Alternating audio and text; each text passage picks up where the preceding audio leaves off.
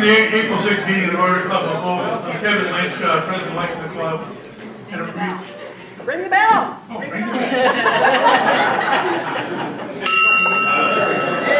You had one job! Obviously learning the job at this time.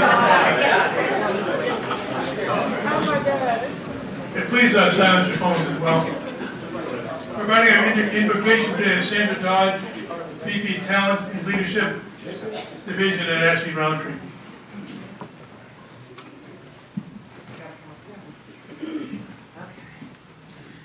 The Beauty of Nature by Walter Rauschenbusch. Oh God, we thank you for this earth, our home, for the wide sky and the blessed sun, for the salt sea and the running water, for the everlasting hills and the never-resting winds, for trees and the common grass underfoot. We thank you for our senses, by which we hear the songs of the birds and see the splendor in the summer fields, and taste of the autumn fruits, and rejoice in the feel of the snow, and smell the breath of spring. Grant us a heart wide open to all of this beauty, and save our souls from being so blind that we pass unseeing when even the common thorn bush is aflame in your glory. O God, our Creator, who live and reigns forever and ever. Good job. Thanks, Jim. And the pledge of the floor is to Ginger Wallace, Director of Development at Louisville Parks and Lands. Paul Harris, Please join in the pledge. I pledge allegiance to the flag of the United States of America and to the republic for which it stands, one nation, under God, indivisible, with liberty and justice for all. And the four-way test of the things we think, say, or do. Is it the truth? Is it fair to all concerned? Will it build goodwill, better friendships? Will it be beneficial to all concerned? I'm excited to be here at the first meeting at the Women's Club of Louisville. There's quite a history of this place. It started in this building was built for the Women's Club of Louisville in 1923. The club goes back to actually 1890, which I'm pretty sure looking around the room, that's before the birthday of anybody in this room. They meet here every Wednesday. They have lunch before they open every Wednesday. We have several members of the local Rotary Club who are also members of the Women's Club of Louisville, including Sandra Dodge, who just indications, Paula Hartshot, and Tim McCaskill. And also with us today is the president of the Women's Club, Julie Wheeler, who's in the process of becoming a member of the local club of Rotary.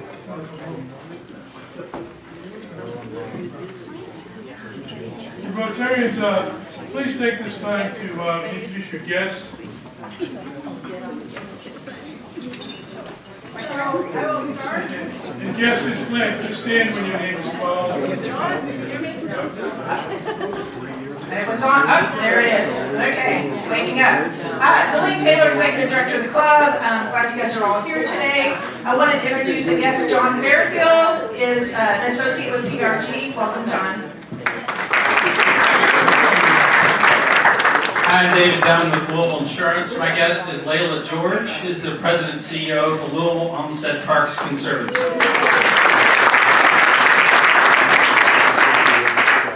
Hello, I'm Kelly Burke, and my guest is Chris Woodall with the University of Louisville, and he's in development with student affairs. Good afternoon. I'm Cynthia Miles Brown with Signorama Dixie, and my guest today, I have the pleasure to introduce Heather McCormick. She's a dear friend, and she owns McCormick Advantage Insurance. So thank you for coming.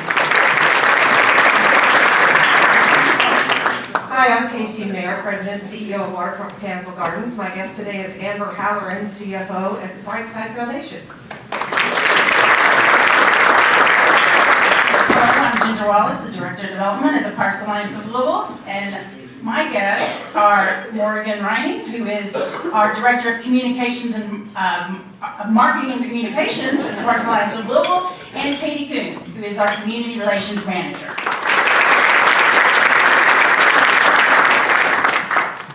Michelle Blackwhite. I'm the Executive Director of the Brightside Foundation. And my guest is Lori Roberts, who's the Executive Director of Brightside Inc., the other side of our public-private partnership.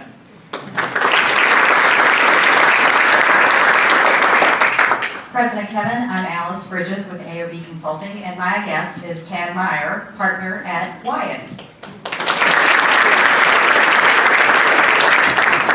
And my guest is Vicki Yates Glisson. And Vicki's an attorney in private practice who basically has a tremendous background in healthcare. She was the chair of two law firms, major law firms in Louisville, healthcare department, and she was Secretary of Cabinet of Healthcare and Family Services, and she's also a special assistant to the president of the University of Louisville. She's got great background for government relations and arbitration, etc., specifically in healthcare. Where is Craig Sherman today? Here. Okay. All right. According to this, it says, please visit Craig Sherman in the back. You gonna be over there? Yeah, after the luncheon today, those who are guests, please report back, meet Craig, and we'll go to the piano and just find out what Rory's all about. Now we're going to spend 5 minutes or so getting to know each other at our tables. Plenty has sat down right before this started, so at least get a chance to say hello to folks. We'll start again in about 5-6 minutes.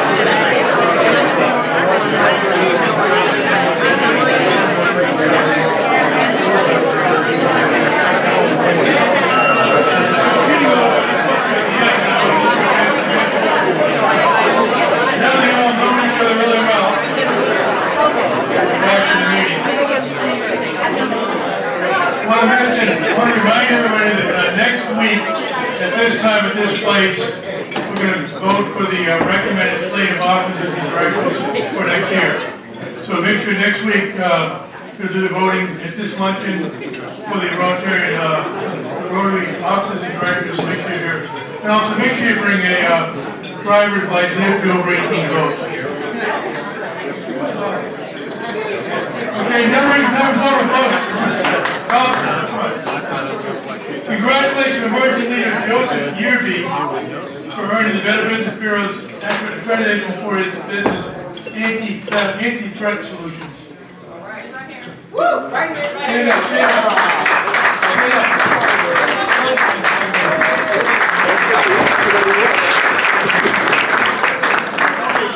Longtime Rotarian John Harrelson Jr.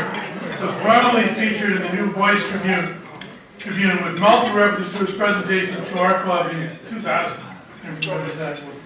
The issue includes an article on Harlan County by Rotarian Gil Holland, who generously donated a package to the fundraiser we just had as an auction item, including lodging and a gift certificate to the Harlan County Beer Company, which he co-founded. And also want to congratulate to the Rotarians who made the first Power 50 list. This is the first Power 50 list. We had 9 of the 50, like 18%. Tawana Bain, those on the Power 50 list. Tawana Bain, Kevin Cosby, Sarah Devisher-Wisdom, Kim Halbauer, Gil Holland, Cynthia Napek, Eamon Luttrell, Mike Mountjoy, and Yvonne Smith. Congratulations to all of them. And many other organizations represented in our club have leaders on that list as well, so we're very well covered in that area. Before I have Alice Bridges come up to introduce the speaker today, I want to mention, I moved to Louisville approximately 40 years, almost 40 years ago. And, you know, everybody knows about the Derby, you hear stuff from Louisville, it's like, about the Derby, of course, you hear, you know, everything's within 20 minutes of wherever you are. You hear about how friendly the city is. But two things I've almost always heard when I moved to Louisville, I've heard many, many times since then. One is that we all hear about the 5 major areas of art, categories of arts. We are well represented with that. The second thing, not in this order, but I always hear this from the Louisvillians telling us about the city, is we have an amazing park system. You know, Fred McCall said many, many years ago, there's a lot of that stuff. So it's standing out around the country in a lot of ways. And it needs funding now, but it's really, in terms of background, it's really got a great history, and we have one we got to take advantage of. Remember Jerry Abramson, if you remember him, he was mayor for life a couple of lives ago. He mentioned that he was at a luncheon one time between the mayor of Boston and the mayor of Baltimore. And those two cities, their combined park space in terms of like acreage was smaller than Louisville, just the city of Louisville. So we've got great history there, we've got great park space. We just need to make sure we develop it and continue to improve it the way it needs to be improved. We're spending a lot less than the average city is spending per resident on our parks. But the speaker today will be talking about how we can change that. And Alice Bridges, we'll introduce her. She's principal of AOD Consulting, LLC. Rotary of the year 1920. Paul Harris Society member. One of the best art presidents we've ever had.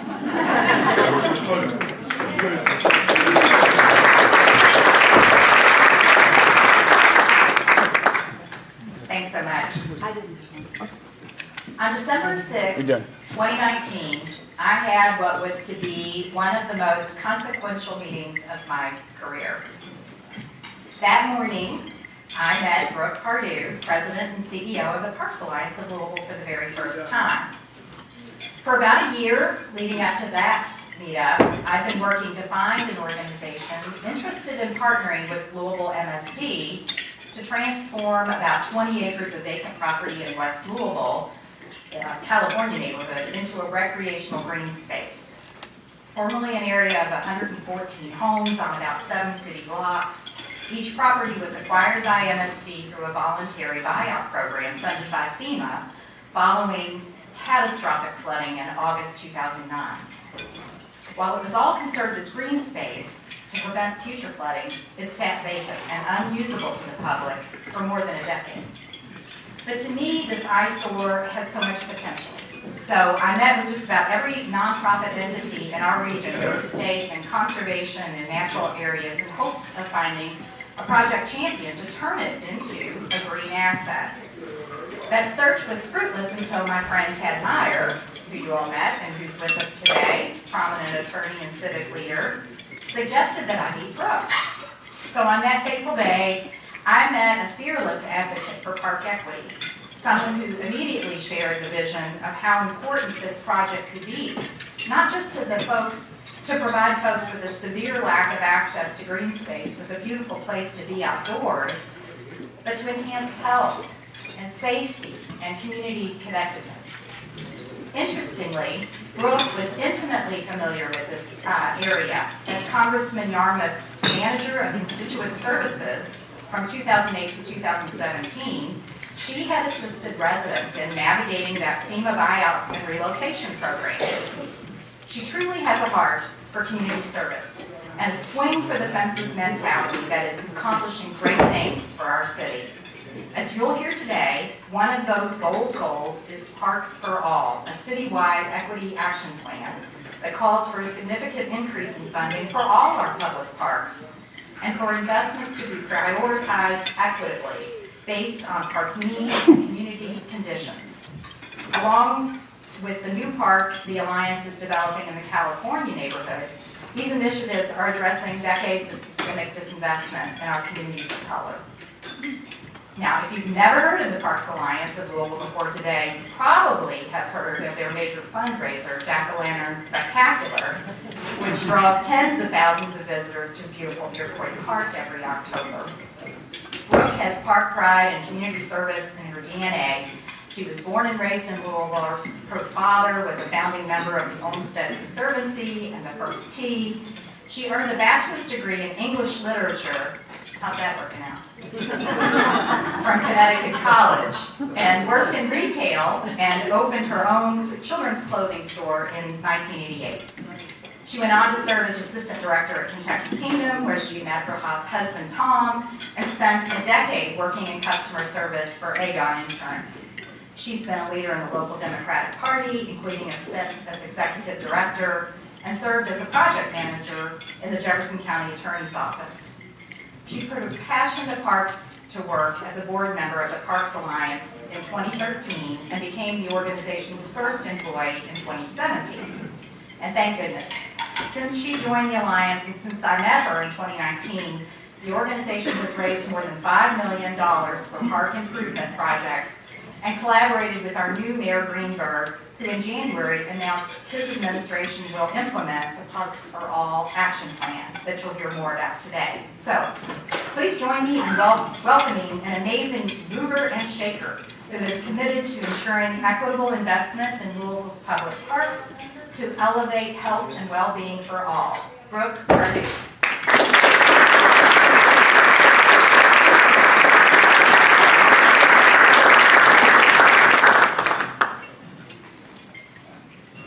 Wow. Thank you, Alice. I just said, you're going to make me cry. She said, don't cry, you have to talk. I can honestly say that if it were not for the vision and the drive and the incredible skills that Alice brings to this project and to our project in the California neighborhood, I would not be standing here today. We have worked tirelessly the last however many years it's been, COVID, who knows.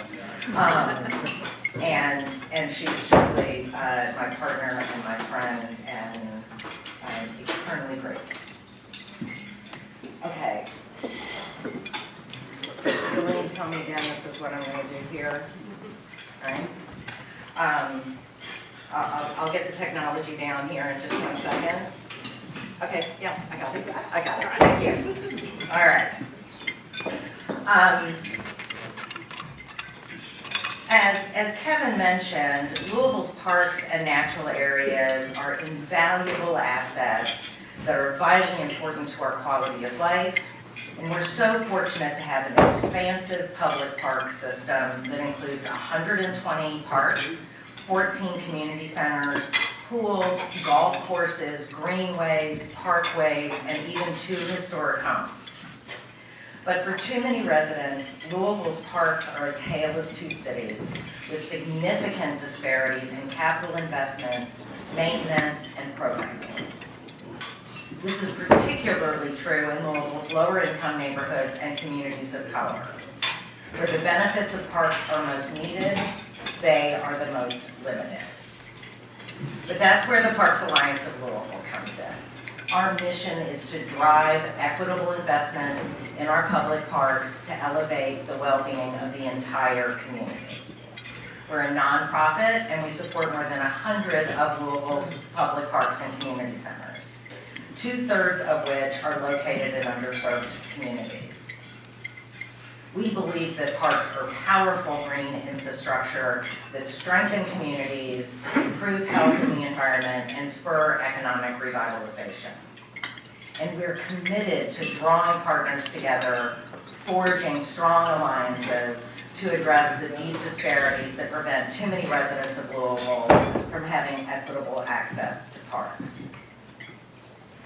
Our city's gap in equity and investment became starkly apparent in 2021. Each year, the Trust for Public Land ranks park systems in the 100 most populated cities based on access, investment, amenities, and acreage. But in 2021, it added the metric of equity to its scorecard, and with this change, Louisville dropped from 81st to a dismal 90th. But we don't need a national ranking to tell us what is so apparent. We can all see the results of decades of underfunding when visiting many of our public parks and recreation centers. Without the appropriate resources to maintain them, we find ourselves in a deep hole with more than half of our parks assessed as being in either poor or fair condition. In fact, the city has accrued an astonishing $177 million in deferred maintenance.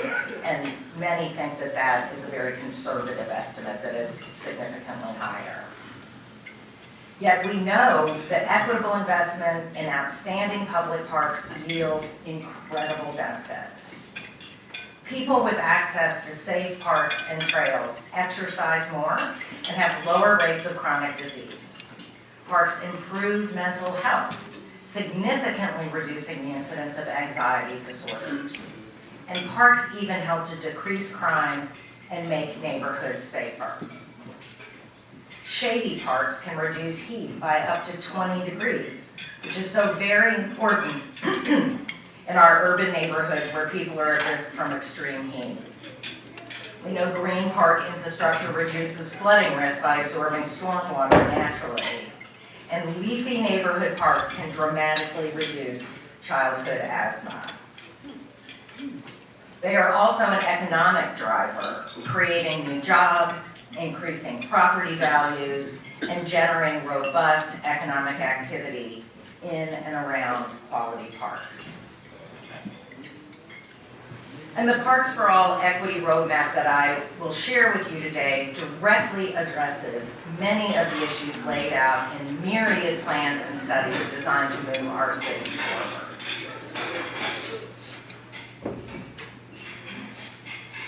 I will also note that this work aligns with the goals and priorities of Rotary, not only in the obvious ways, such as protecting the environment and spurring community economic development, but also by promoting good health, reducing crime, and improving educational outcomes. And I know your Rotary Club has taken a special interest in strengthening our West Louisville neighborhoods. So what exactly is Parks for All? In the wake of the seismic events of 2020, both the pandemic and calls for racial reckoning, the board and staff of the Parks Alliance took a step back to really assess the work we were doing and how we could move the needle on equitable access to quality public parks and ultimately the well-being of our city. Recognizing the severity of the problem and the need for transformational change, the Alliance launched Parks for All in 2021, an initiative using data and community voice to create an action plan for equitable and transparent investment. Louisville is just the third city in the country to conduct this comprehensive analysis of the condition of all public parks and the communities they serve, while simultaneously gathering input from the community about their desires for park improvements, maintenance, and programming. The Parks for All action plan is shaped by this three-legged stool of data. First, we looked at what we've got. The national gold standard is for every resident to have access to quality public green space within a 10-minute walk of their home. So we mapped where there are gaps in achieving that. And next, we cataloged the physical condition of every single park amenity, and recreation site throughout the system. Second, we looked at the issues affecting people served by those parks, including poverty, crime, air and water quality, and physical and mental health. And then finally, we asked Louisville residents what they want from their parks. After all, the people in our community know best what their needs are and how our public parks and recreation centers can meet those needs. So here's a quick overview of what data tell us. First, a look at what we've done. Most people are surprised to learn that we have 161 parks and recreation sites operated by our city, including the magnificent Jefferson Memorial Forest, which receives additional support from the nonprofit Wilderness Louisville. 17 of our 120 parks were designed by Frederick Law Olmsted and receive additional support from the esteemed Olmsted Parks Conservancy. Shout out to Layla and her team. The Conservancy is expanding the Olmsted footprint with the recent addition of Beargrass Preserve, a 25-acre tract adjacent to Cherokee Park. And then the remaining 103 parks in the system are supported by the Parks Alliance of Louisville. Plus the new 20-acre Alberta O. Jones Park we're developing along Maple Street that Alice mentioned that she and I have been working so hard on. And of course, Louisville has parks run by other entities, such as the parklands of Floyd's Fork and Waterfront Park. But those are separate from our Louisville Metro parks. Next, we evaluated how much Louisville Metro spending on parks stacks up to 17 like-sized cities. We found the answer is not well. In fact, we invest significantly less than our peers in both public and philanthropic spending. When you put it all together, Louisville averages just $43 in spending per resident versus $118 in our peer cities. Our analysis found that 31 sites in our park system have received zero capital investment since merger in 2004. Almost 2/3 of our parks have received less than $500,000 over that same 20-year period. So the condition of what we've got is not good. This lack of resources has taken a toll, with a startling 84% of our parks in worse than good condition. These bubble maps illustrate where park investments have been made from all resources. That's Metro budget, Metro Council members' neighborhood development funds and capital infrastructure funds, the Parks Alliance, and Olmsted Parks Conservancy. This map highlights the Olmsted Parks investments in orange, and the green dots show investments made in the balance of our public parks.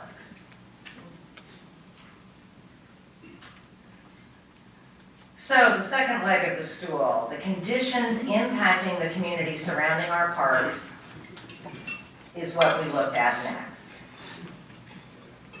This analysis focused on 4 key questions. Where would the most people benefit from park investments? Where would historically underserved people benefit? Where could we encounter legacies of environmental racism? And where can we have the most impact on improving community health? We use data to build this community context, including population density, race and ethnicity, rates of poverty, foreign-born communities. The third bucket, issues of environmental justice like air quality, heat risk, and proximity to green space, or lack thereof. And then finally, we looked at health and wellness, including physical and mental health and crime rates. By correlating these data by census tract, our experts created a community needs score and mapped the locations shown on this map from the highest to the lowest needs areas. So, because of Parks for All, we now know where the most people will benefit from green investments, where we can counteract legacies of environmental racism and historic disinvestment, and where we can have the greatest impact on community health. And then finally, we went out to the community to find out what people want from their parks. A scientific poll completed last summer reached more than 900 residents from every corner of Louisville, bringing great diversity and perspective from all demographics. The results were loud and clear. Quality, well-maintained parks are a top priority. For example, when asked what makes a community a great place to live, parks, trails, and recreation scored in the top 3. And our community uses our public parks. Louisville Parks and Recreation Facilities was the top response when asked where people go for indoor and outdoor recreation. In fact, an astounding 95% of respondents visited a Louisville park in the last year. Our parks truly are our community commons.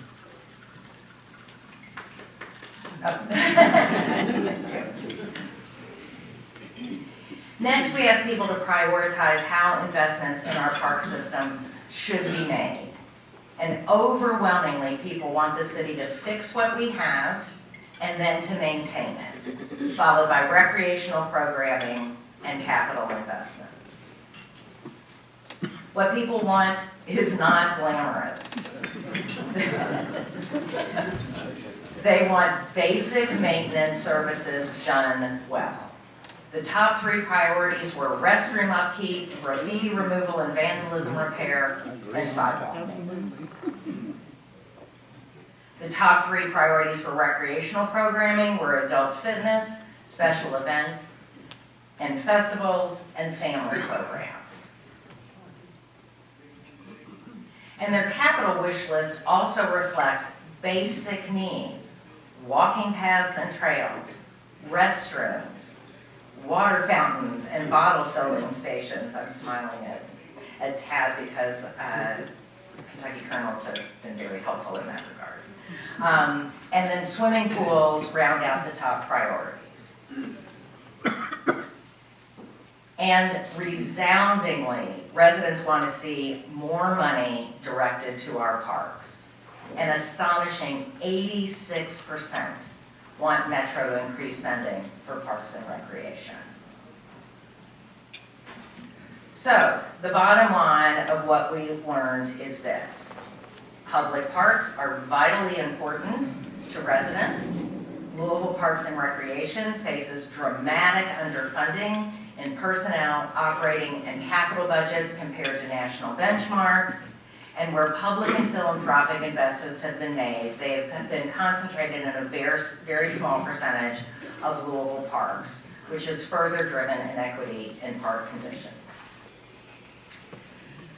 So, enough of the gloom and doom. Now we're going to talk about what we can do to fix it.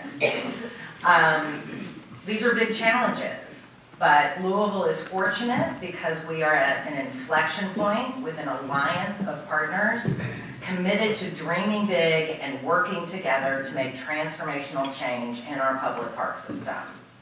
That includes Metro Council, which unanimously endorsed Parks for All, and Mayor Craig Greenberg, who has adopted the action plan as the roadmap for our city going forward. He has already embarked on a national search for a new Parks and Recreation Director, someone with experience in leading an urban park system, and there are plans to restructure the Parks and Recreation Department to successfully execute this plan. So here's the broad outlines of the call to action plan. First and foremost, Parks for All calls for the commitment of additional resources to bring funding for our public park system up to the national average of comparably sized peer cities. We have laid out a 15-year plan to achieve this goal, with most growth coming from the Metro budget. Today, our Parks and Recreation system receives a little more than 3% of Louisville's $753 million annual operating budget, far below the 6 to 7% average for medium-sized urban cities. But over time, with commitment and persistence, we will be able to move the needle to ensure equitable investment in our Parks and Recreation system. And we will use these funds to achieve the priorities we heard from the community. So here's a look at the draft budget allocations, with a recommended 64% going to repair and maintain what we have. Using data that combines the park condition and the community context, we can prioritize capital investments using an equitable approach that ensures parks in all neighborhoods will see some degree of improvement, but substantial capital will be focused in the parks and neighborhoods that need it most. This is a list of the 37 sites that have been identified in the first, second, and third priorities for capital investments. So these slides now will layer their locations. So the highest needs, parks and communities. This is where the second priority parks are located, and then that layers in the third priority. And this slide shows the condition of all the parks in the system, highest need to lowest need, so that you can begin to get a feel for what that scoring looks like on a map. So, as I conclude today, I do want to take a few minutes to share the Parks Alliance's most ambitious project ever. The new Alberta O. Jones Park along Maple Street in West Louisville's California neighborhood. It is the Parks for All equity model, showcasing how we can bring high-quality green space to historically underserved residents. So while we were simultaneously working on the Parks for All action plan, we have been leading the charge of building this new park, and I'm happy to announce we just broke ground last week on phase 1.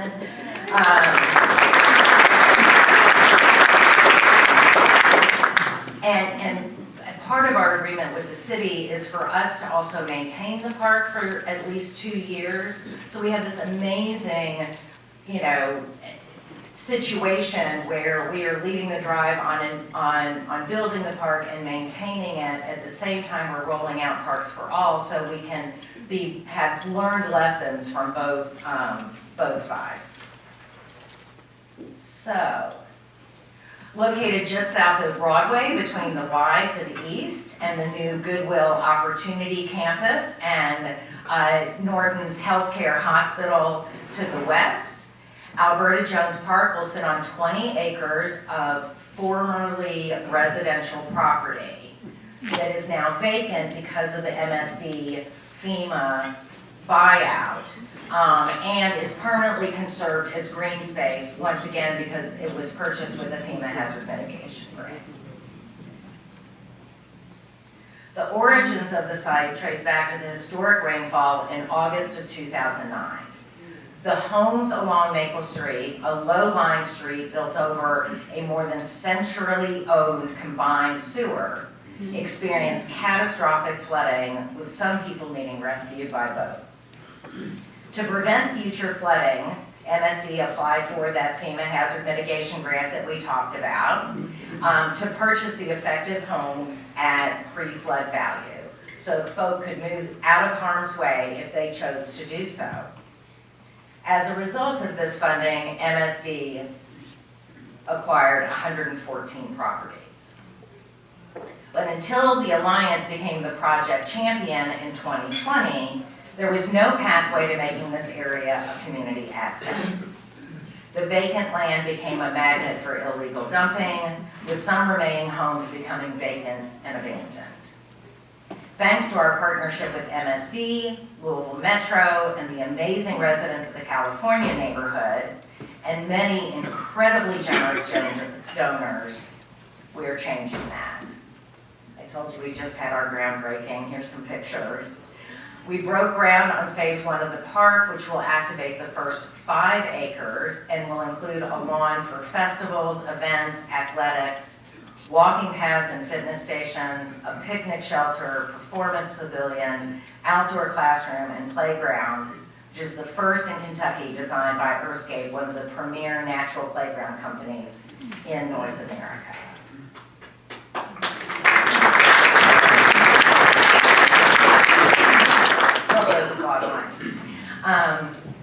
It is so important, this project, in this predominantly black neighborhood where less than 1% of land is dedicated to parks and green space, while 29% is industrial.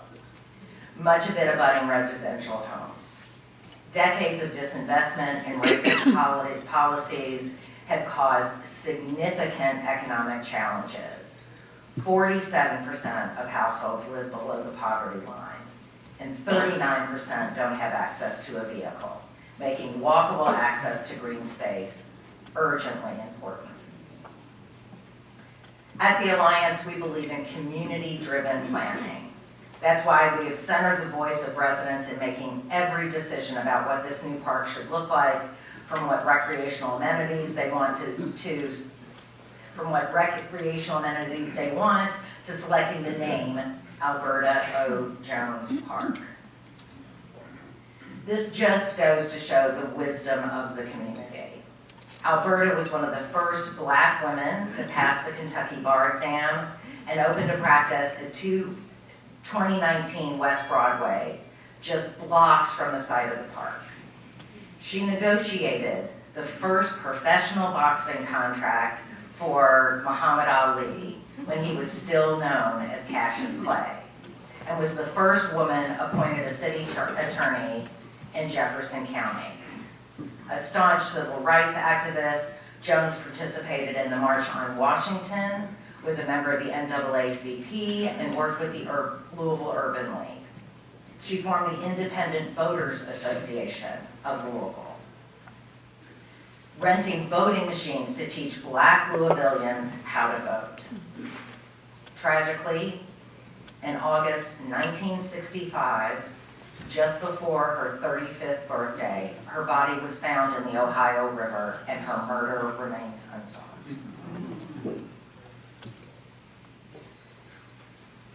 We are so blessed to have the opportunity to keep her legacy alive in such a lasting and permanent way. So, here's a quick look at phase 1. It will take the area highlighted in yellow is where phase 1 construction will be, and you can see that ends up being about 5 acres of the full 20 acres. That's how the amenities will lay in. And there's the boundary, the FEMA boundary. And this is the amazing playground that will serve as the centerpiece of the park, designed by Earthscape, and with, it's actually a custom design by Earthscape based on the feedback that we received from the kids in the community that wanted the theme to be music.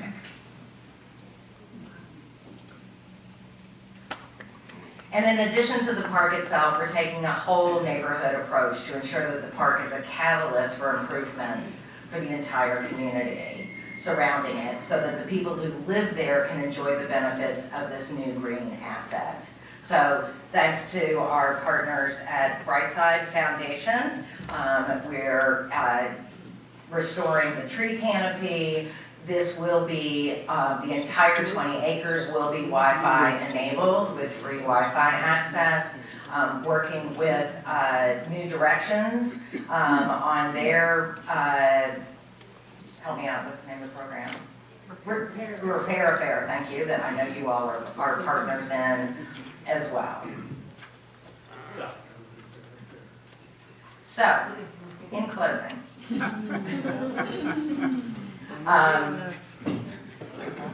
We know that the goals that we are pursuing are incredibly ambitious. But this quote is so meaningful when it comes to the work that we do. And I know that our big dreams are possible because we have an alliance, a collection of committed partners working together to elevate the health and well-being of everyone in Louisville.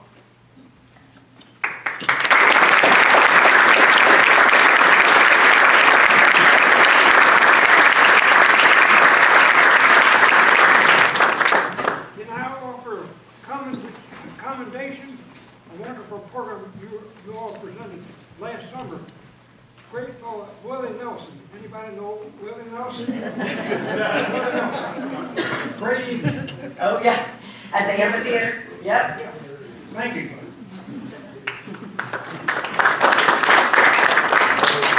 That was really great, Brooke. Rotaries, if you have questions, we'll get the discussion going. Where's the mic going to be, Deline? Right back here.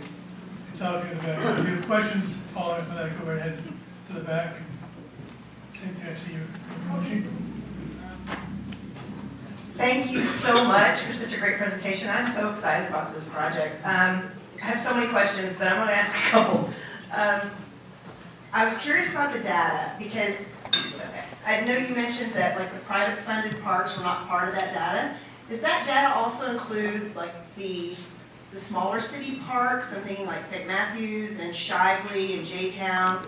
Because it seems like we have a lot more green, there's so much green space mentioned, but there's more green space even that's represented. And so I was curious how that might fit into the data. And then, I can't remember the other ones.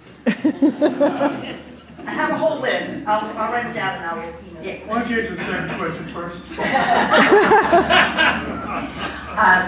So we focus specifically on Louisville Metro Parks. Our mission as a nonprofit is to support our Louisville Metro Park system. We did factor in access to green space when we did the community needs score. So we looked at all green assets in the city, including just, looking at just the basic tree canopy, right? So that one of those factors was access to green space when we looked at community context, and all of the green space was accounted for in that. But when it came to funding and all of those things, no, we were solely focused on Louisville Metro Parks. Parklands of Floyd's Fork is a private park system. Waterfront Park is actually a completely separate entity as well. It does not fall under Louisville Parks and Recreation. Basically the two nonprofits, well, in Wilderness Louisville, and there are three nonprofits that are supporting green space in our Louisville Parks and Recreation parks, and that's Olmsted Parks Conservancy. Wilderness Louisville supports Jefferson Memorial Forest and natural areas, and then the Parks Alliance supports the 103 additional non-Olmsted parks. Thank you for answering that. And I remember my second question based on what you said. My other one is I really liked the data that showed how many people use green space, and it was the very top of the list.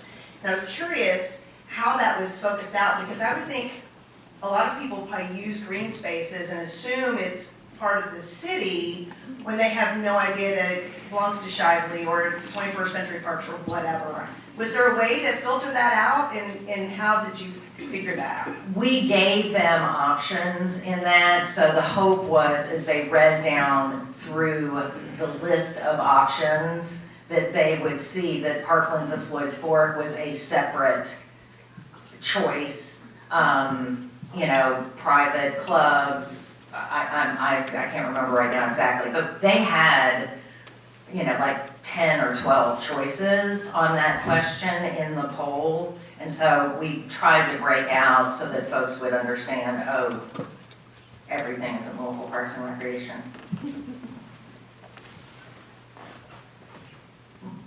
Hi, Brooke, I have a question. In addition to supporting Parks Alliance financially, what other opportunities are there to engage with your mission and support your efforts? You're such a good friend, Michelle.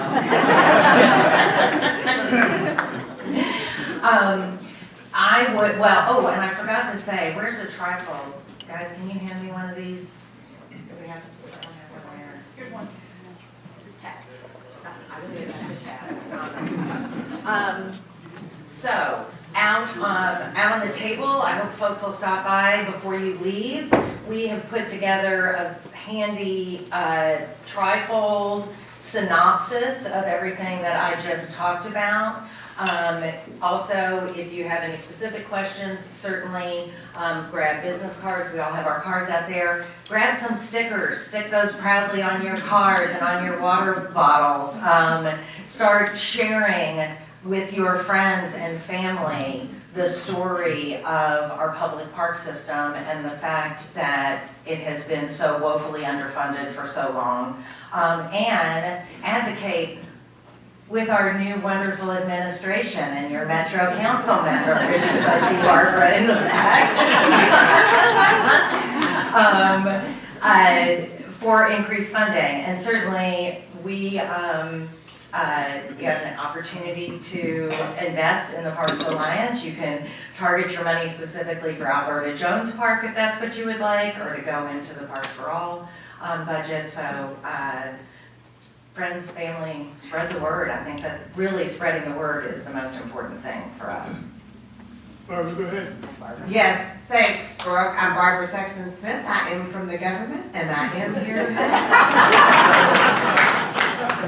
Brooke, I wanted to ask you a specific question about the one slide where you listed the per capita giving, and we had a dismal appearance on that slide compared to our peer cities. Do you happen to know in that list of peer cities, how many of those have merged governments? Specifically taking the population from a very small number as the old city of Louisville to a very large number today. So this is such a good question. There are so many ways to look at peer cities, right?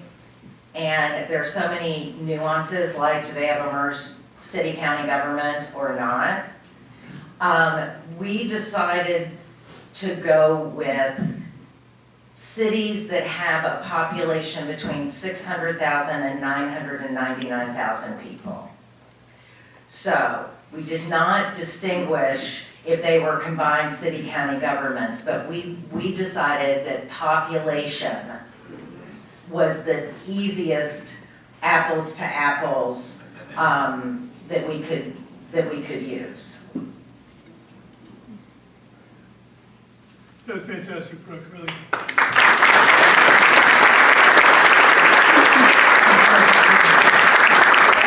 Just one second. Louisville's great in the sense that you think about the waterfront park, you think about the Parklands Floyd's Fork, you think about the track in the West End, or several other areas where they just stepped up. One of them right here in this room, Casey Mayer, without her, we wouldn't have been able to garden, so that's really very Brooke's not doing the same thing. This is a big challenge, but I think as a community, we can bring it together. That reminds me of a couple things. One is our theme, Rotary International's theme and our theme for this year is Imagine, okay? And you can imagine Louisville with all these great parks, the West End, having all good parks, Alberta Jones Park being really thriving, et cetera. imagine it's a better place. And also the next July 1st, it switches to create hope for all, create hope in the world, rather. And that's what she's doing in our other place with Louisville, because it talks about the safety, the health, and wellness, and all kinds of socialization, all kinds of factors that make life easier and more potential to achieve your potential, your dreams. And that's been an issue in the West End for various reasons. This could take care of at least part of it. I also like the fact that it's you're looking at whole neighborhoods, kind of like Portland's doing. Fix an area and then that'll expand, rather than just piecemeal it and not work. But we do have something called the West Louisville Housing Initiative, which most of you in this room are familiar with. It's basically $5 million of donations, a lot of that from, well, it's all set up through the Rotary Fund, a couple members here. Denise Sears led that initiative. It's going to fund about 70 mortgages for first-time home buyers who wouldn't qualify under normal federal standards, but have been paying more and more in rent, for example, than would in mortgages. So that's something where we're trying to, through our little piece, we can help some people in the West End. This was fitting in extremely well, but it really fits well. And I want to, in your name, Brooke, we're making a $500 donation to the Rotary West Louisville Housing Fund.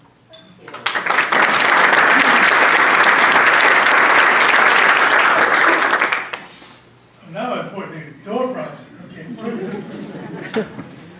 You're not done yet. You got a few minutes. So Kevin, today our door prize is donated by Lori Boninger, and it's for tonight. So it's for the Bourbon, actually it's the Bow Tied Together Meet the Artist exhibit at the Galt House. I'm going, it's really cool. So all these artists have taken bow ties carved by veterans with PTSD out of bourbon barrels, and they have painted them or made art with them, and they're on display at the Galt House, and it's really cool. So there are two sets of 2 tickets. So we'll do 2 drawings. So get your little door prize, your little blue raffle tickets out.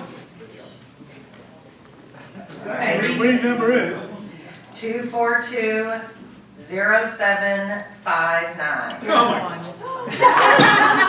Can you use them, David?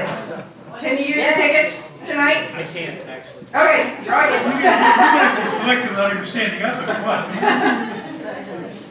Here we go. Proximity help. Okay, 242-0689. 0689. You must be present to win. You must be able to read numbers as well. All right. I can't use it. Okay, let's keep going. Okay. 242-0756. Can you go, David? I cannot. All right. Anybody in the room use these tickets tonight? Can I give them away? Yes. Is there anybody that would like to use these tickets tonight? Okay. There we go. So we have 2 more. Anybody else? Okay. Going once. All right. Oh, we're good. Thank you. To Kelly. Okay.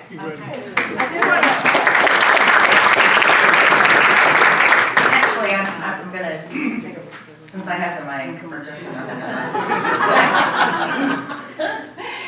I'm so glad that Kevin brought up Casey and we know Layla's here and Michelle. Can you guys stand up? New Because directions. Lori, you. oh, I knew David from New Directions. Like everybody. So when we talk about the alliance, these women and I have been working together for a couple of years now. We get together periodically. We may or may not drink a glass of wine or 2, but true partners and a tremendous alliance, and these women are doing great work. So I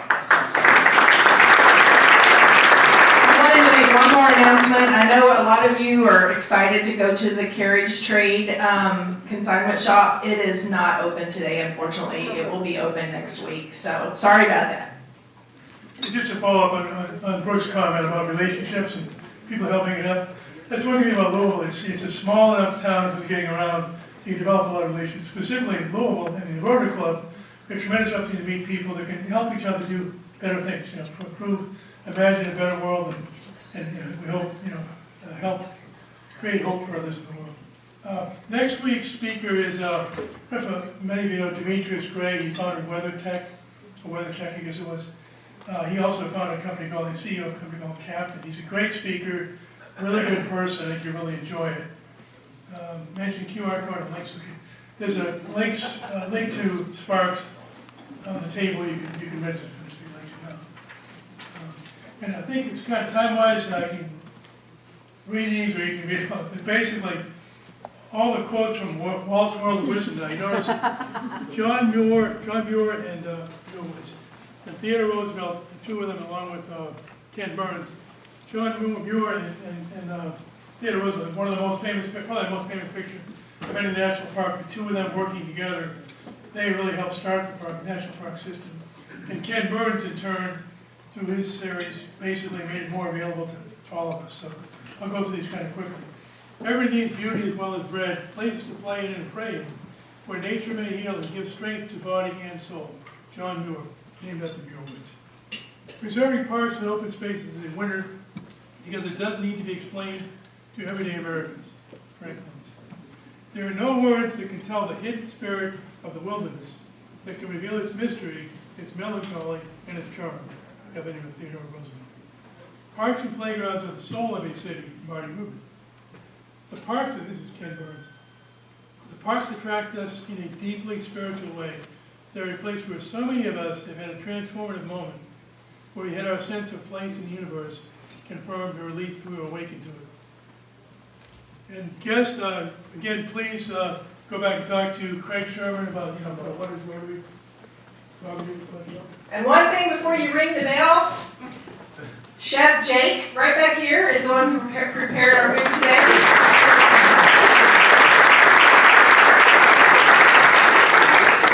And we will see you next Thursday. Thanks for coming.